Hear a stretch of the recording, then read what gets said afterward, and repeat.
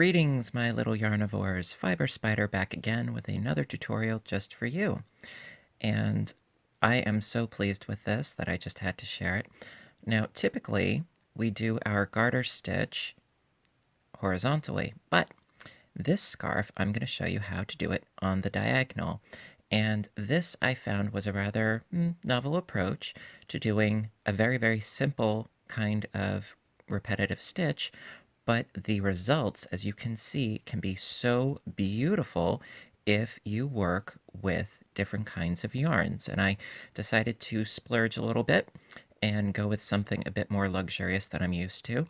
This is not the same colorway, but this is Red Heart Boutique Treasure. For me, yes, it is a little bit pricey, but I was just so in love. Look at these color changes. Oh, my gosh. Yeah, this one's called Mosaic, and this one's Watercolors. Beautiful, and this one is Abstract, and this one here is Portrait. And I absolutely loved the color changes and how there's two strands going throughout, and they change, both at a, nice slow rate, and it's got this self-striping. So I would recommend a self-striping yarn. You can use anything, of course, but this kind of project really lends itself. Now, of course, you can do stripes, a candy cane swirl, diagonal stripe, that would look lovely. Make it look like one of those old penny candy sticks. I mean, this really easy, and a self-striping yarn would really, really, really be a nice way to go with this. Also, just a little point, if you are going to use this yarn, it is, as you can see, it's very, very fuzzy. So as a result, if you need to rip out stitches, do some frogging, it's going to be tricky, much like the other yarn that I had tried before for my beret pattern, which was Unforgettable, I believe. That's also a bit fuzzy, so frogging is tricky for you knitters. However, it is super soft. So just had to share this with you. So what I'm going to do actually is, for this tutorial, we're going to do a smaller swatch so that you can get it easier. And I'm just using a regular acrylic, but I just wanted to show you the results that you can get using some schmancy yarn, okay? And no, I am not sponsored. I wanted to try this, and I like it a lot. And I wanted to try something new. So without further ado, get some worsted weight yarn and a pair of size 10 knitting needles. I find works out nicely. All right, back in a flash. Okie dokie. So we're going to start with our slip knot, of course.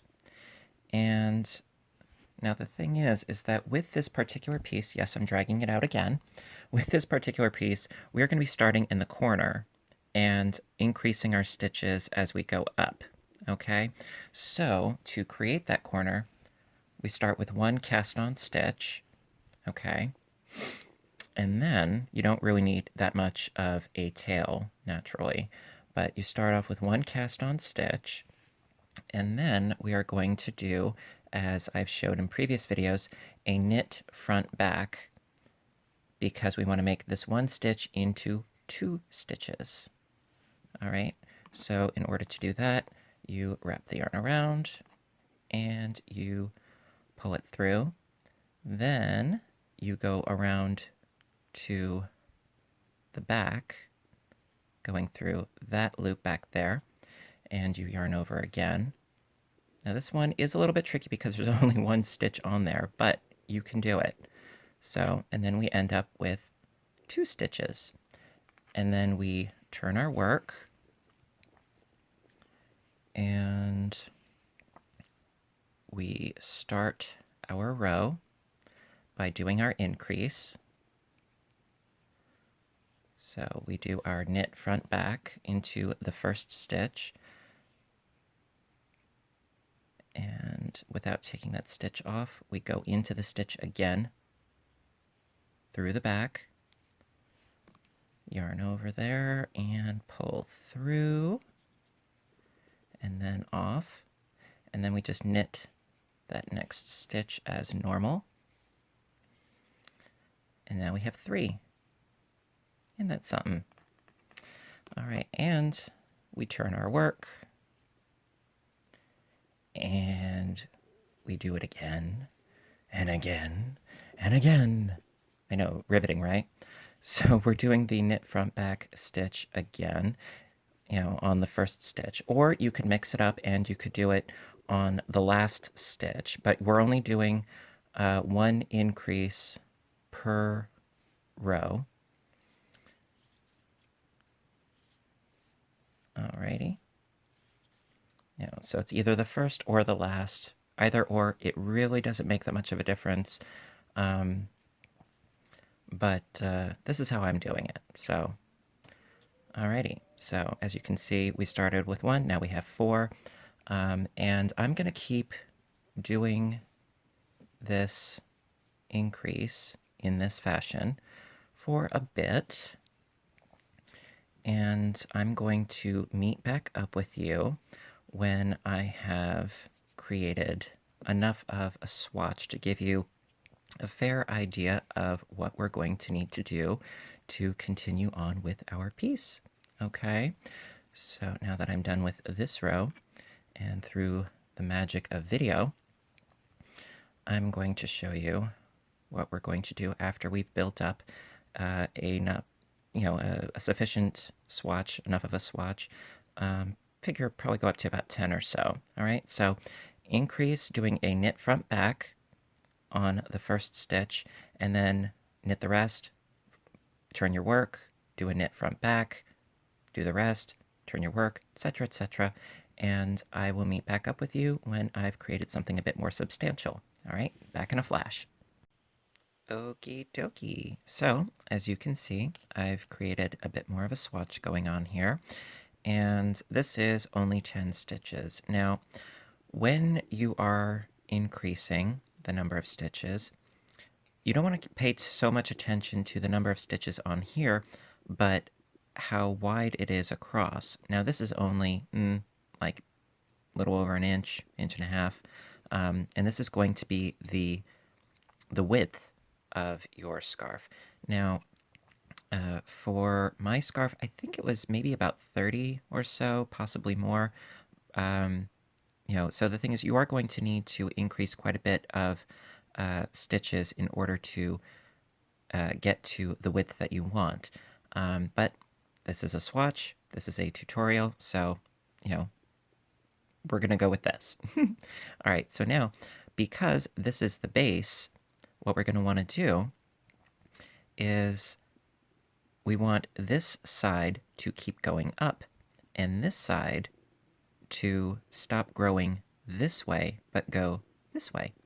So what we're going to do is on this side of the work, the other side is going to be different, but on this side of the work, what we're going to do is we're going to start, just as I had been before, by doing an increase, and this will make this side go up. So we're going to do an increase, so it's a knit front back into the first stitch. Alrighty, and then going to saunter along, doing the rest of my stitches until I reach the last 2. Because on those last 2 stitches, I'm going to knit those together. And there is a number of ways in which you could knit them together. However, I like this method best personally. Basically, just take those last 2 stitches and go in and oops, did I do that wrong? No, through the back. Pardon me, not through the front, through the back. So you go in and you just knit these 2 together. Lickety-splickety. And there we go. So the thing is, it's still 10 stitches. See, 2, 4, 6, 8, 10. Okay, it's still 10 stitches, but we are manipulating the shape. Now, this is the back of our piece, the wrong side, so to speak. Okay, so now on this side, we're not doing anything different. We are just knitting every stitch as it is, leaving it alone, leaving well enough alone. And so it's just on one side that we are doing the manipulating. Now, what you could quite conceivably do, if you are of a mind to, so that you don't mix up which side is which, of course you're going to have to stop stitching and go about your lives. Can't do this all day. You might want to mark which side is which. And you can do that with a piece of yarn, a safety pin, a stitch marker that opens, not a ring, but one that opens. So as you can see down here, this is going up just a little bit. It's going to become more pronounced as you go on, naturally. And let's do another one for good measure. So we do a knit front back in the first stitch.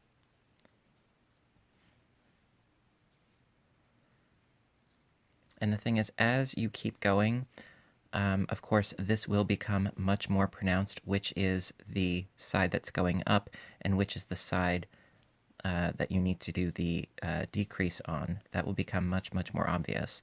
And so as a result, you really won't have to pay too much attention to that either.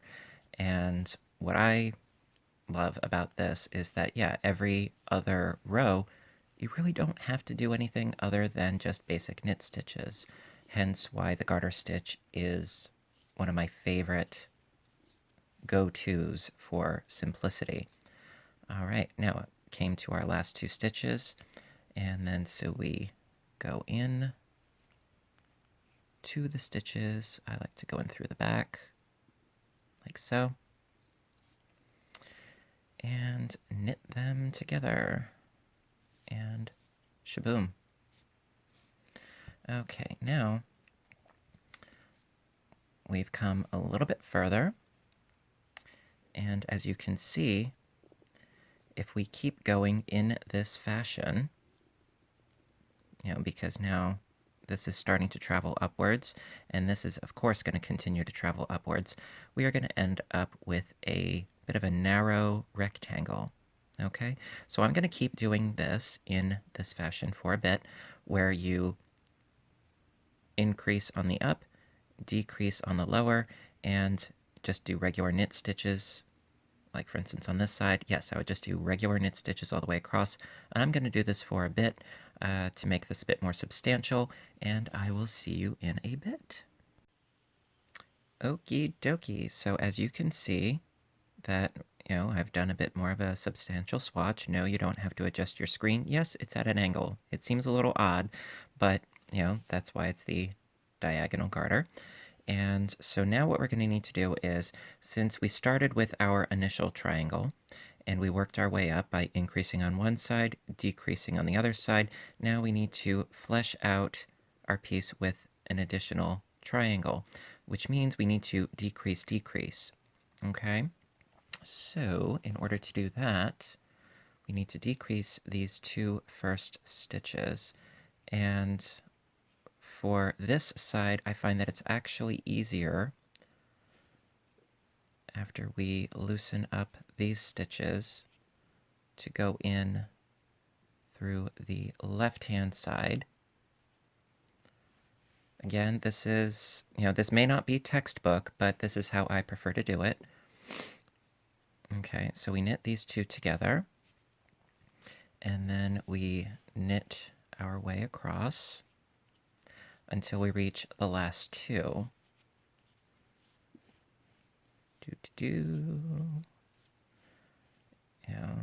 Never ever will I say that I'm an expert and that I know everything, because I don't think anybody does. But I just go based on the techniques that have worked for me. Okay? If you find another resource that works better for you, more power to you. That's okay. All right, so now we have these 2 stitches, the last 2, and we're going to knit these 2 together. Sometimes it helps just to warm that up a little by getting it in there. And okay, so pardon for the blurriness. So we get in there and we knit the last 2 stitches together. Okay. Now, on this wrong side row, just like before, we just knit the stitches as we had before,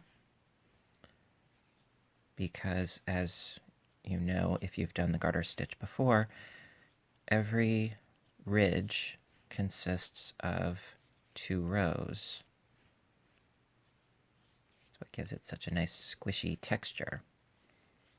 Alrighty, so we went and we worked our way across this way.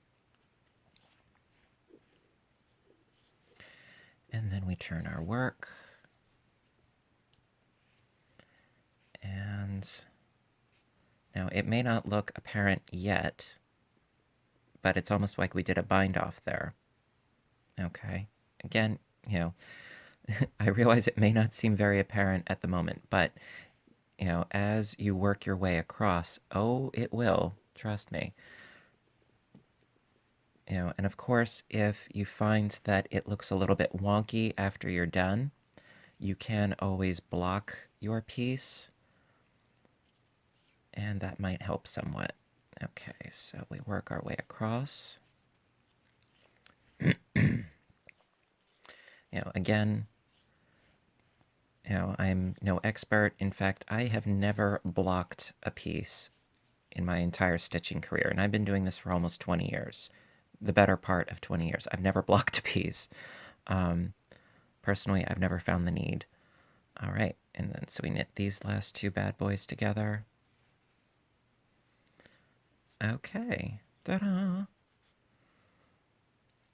Alrighty, so the thing is that the stitches that we're doing on this side, basically it's duplicating the same thing we were doing here, but when we're decreasing over here, it's bringing it over this way. Okay, so I'm going to do a couple more of these decreases off camera, and I'll show you how to finish it up. Be right back. All right, see, I told you it would start to take shape. So the top edge is coming along, and you only have, at this point, 4 more stitches. So you can see how if you make this wider and longer, it could be a scarf, you know? It's tricky sometimes figuring out what would work best for the sake of a swatch, but I try and I forge ahead. Okay, so going to knit these 2 pairs together, well, individually, and we are almost done, for the sake of the swatch anyway. And then going in and knitting those 2 together. All right, almost there. See, I didn't want to get too far ahead of myself and leave you guys in the dark, because I'm all about trying to make this easy for you without being long-winded. It's a delicate balance, but I do try for you guys. I really do. All right, now we are down to our last 2 stitches, and going to knit these 2 together.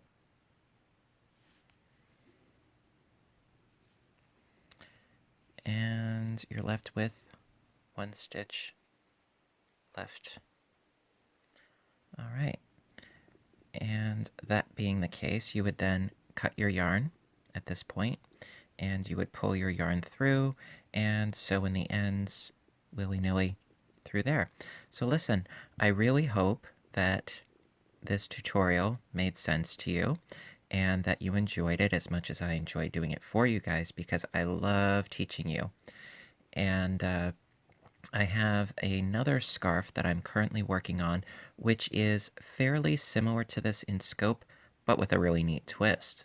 Bum bum bum, suspense. Stay tuned and you shall see. In the meantime, I've got a bunch of other things on my crocheting, etc., etc. I've got all these different playlists and they're so much fun. So listen, I really do hope that you enjoy this tutorial and hey, give it a whirl. It's a great variation on the typical horizontal garter, the diagonal garter stitch. It's great. So give it a whirl. And if you have any comments, questions, what have you, please don't hesitate. I love hearing from you guys. If you like it, hit the like button. If you haven't subscribed and you want to see more, well, hit the subscribe button. I try to post a new tutorial once a week, whether it's crocheting or knitting. And, I get some great goodies in between. And, well, until then, you have a great, great day. Stay caffeinated, stay inspired, and above all, keep stitching. Until later, my little yarnivores. Ta ta for now. Bye.